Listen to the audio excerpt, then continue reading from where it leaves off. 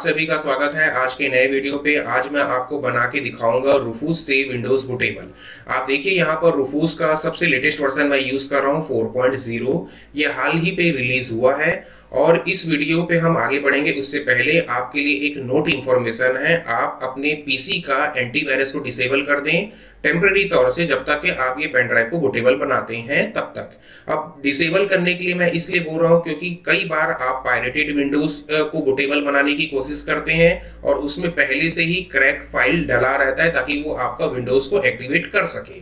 ठीक है, तो उस क्रैक फाइल में कई बार कई एंटीवायरस वायरस डिटेक्ट करता है और जब आप एक आईएसओ को एक्सट्रैक्ट करके रूफूस से वीडियो बनाएंगे यानी कि पेन ड्राइव को बूटेबल बनाएंगे, उस दौरान एंटीवायरस आपका उस फाइल को डिटेक्ट करके डैमेज कर देगा और आपका ये फाइल बन तो जाएगा बूटेबल, लेकिन जब आप लोड करने जाएंगे उस समय इंस्टॉलेशन फेल्ड हो जाएगा। इसलिए ये चीज को ध्यान रखिएगा।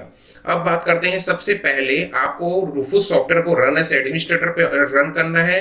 फिर आपके पास जो भी साइज का पेन ड्राइव है मिनिमम 8 जीबी और उसके एबव होना चाहिए। 8 जीबी पेन ड्राइव के ऊपर आना चाहिए क्योंकि आजकल सभी ऑपरेटिंग सिस्टम के साइज बढ़ चुके हैं और आपको उसको USB 2.0 पोर्ट पे कनेक्ट करना है। 3.0 या 3.1 पे मत कनेक्ट कीजिएगा। कई बार क्या होता है, जो हाई स्पीड वाले पोर्ट्स पे जब एक्सट्रैक्ट होके फाइल कॉपी होता है, इंस्टॉल होता है, उस समय एरर देखने को मिलता है। इस वजह से जब भी आप बायोस अपडेट करते हैं या कुछ भी ऐसा टिपिकल क्रिटिकल टास्क करते हैं, उस दौरान आपको USB 2.0 पोर्ट ही यूज करना होता है। अब आप क्या करें, पेन ड्राइव आपने सेलेक्ट किया है। अब आपको यहाँ पर पहला टैब जो दिख रहा है सेलेक्ट, इसमें आपको ऑपरेटिंग सिस्टम अपना आईएसओ फाइल सेलेक्ट करना है, चाहे वो विंडोज हो, मैक हो, लिनक्स हो, उबंटू हो, कुछ भी। या फिर आप यहाँ पर से मेनू पे जाके फ्रीडॉस, साइलिनिक्स, रिएक्ट, ग्रब, उबंटू, एनटीएफएस, बहुत सारे मेनू अवेलेबल है। तो यहाँ पर जैसे मैंने विंडोज 11 का आईएसओ सेलेक्ट किया है, अब आपको यहाँ पर दूसरा टाइम मिलता है image option, standard, Windows installation या फिर विंडो 2 गो। विंडो 2 गो क्या है, जब आप पोर्टेबल विंडोज बनाना चाहते हैं यानी कि पेन ड्राइव से ही आप बूट करना चाहते हैं, चलते फिरते कहीं भी आप जा रहे हैं और आप चाहते हैं कि मेरा पेन ड्राइव ही एक विंडोज के जैसे रिएक्ट करे और डायरेक्ट मैं कंप्लीट बूट ही विंडोज से कर लूं, तो उसके लिए आप 2 गो वाला मेनू सेलेक्ट करें या फिर स्टैंडर्ड विंडोज इंस्टॉलेशन। ये प्रॉपर सेटअप इंस्टॉलेशन करके देगा। ठीक है, अब आपको आना है पार्टीशन स्कीम पे। यहां पर आपको 2 मेनू मिलते हैं, MBR एंड जीपीटी।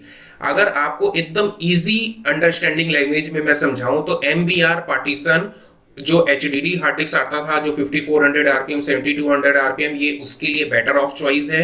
या फिर अगर आपका ओल्ड कंप्यूटर है जैसे कि इंटेल का 5th जनरेशन और उसके नीचे जितने भी आपके हार्डवेयर आए थे और आपके पास 4GB रैम 8GB तक वाला इस टाइप वाला हार्डवेयर है जिसमें नॉर्मल हार्ड डिस्क लगा है, तो आपको MBR सेलेक्ट करना है।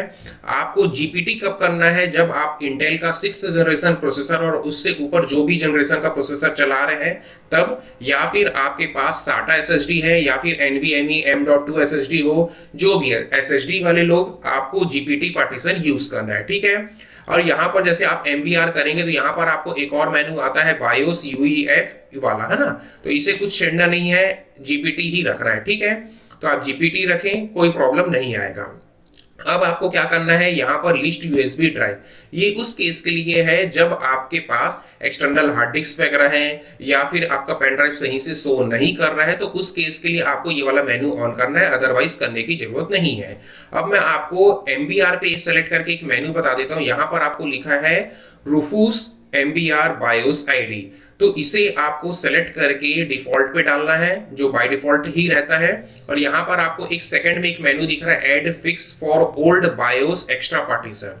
ये किसके लिए है, मान लेते हैं अगर आपके पास बहुत ही पुराना पीसी है जैसे कि इंटेल का 1st जनरेशन Core i3 है ना, जो 2010 वगैरह पे आया था, उतने पुराने रैम प्रोसेसर, या Core 2 Duo Core 2 Quad वाला पीसी है ना, तो उस पे जो बायोस होता था वो पीडी बूटेबल के लिए ठीक से सपोर्ट नहीं करता था, वो जनरली सीडी से बूट होता था, बूटेबल सीडी या बूटेबल डीवीडी से उसमें फॉर्मेट किया जाता था। तो उस चीज के लिए आपको ये मेनू को ध्यान से सेलेक्ट करना है, add fix for old BIOS.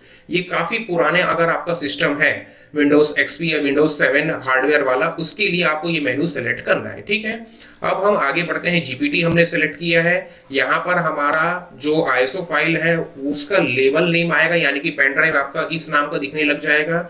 यहाँ पर आपको NTFS का ही मेनू मिल रहा है क्योंकि हमने GPT रखा है। सम टाइम अगर आप MBR लगते हैं तो यहाँ पर आपको FAT32 भी मिलता है अगर आप विंडोज 11 से छोटा ऑपरेटिंग सिस्टम सेलेक्ट करते हैं, यानी कि ओल्ड वाला तब। अब यहाँ पर आपको मिलेगा क्विक फॉर्मेट और एक्सटेंडेबल लेबल आइकॉन। ये वाला आइकॉन आपको इसलिए सेलेक्ट करना है क्योंकि जैसे ही आप इसे सेलेक्ट करेंगे विंडोज का बूटेबल लोगो आपके आइकॉन में आ जाएगा, तो आप पेन ड्राइव को इजीली डिटेक्ट कर पाएंगे। अदरवाइज डिफॉल्ट वो स्टोरेज वाला सिंबल आता है। और इसे तो बिल्कुल मत सेलेक्ट करना, check device for bad block.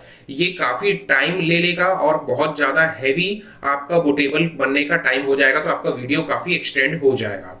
यहाँ पर वन पास वगैरह कुछ नहीं करना है, जस्ट बेसिक सेटिंग्स है। इसके बाद आपको स्टार्ट को क्लिक करना है। जैसे ही आप स्टार्ट क्लिक करेंगे तो नया वाला अगर आप रूफूस यूज करेंगे तो आपको इस तरीके का काफी अच्छा मेनू मिलेगा, जो कि काफी अच्छी बात है विंडोज 11 के लिए।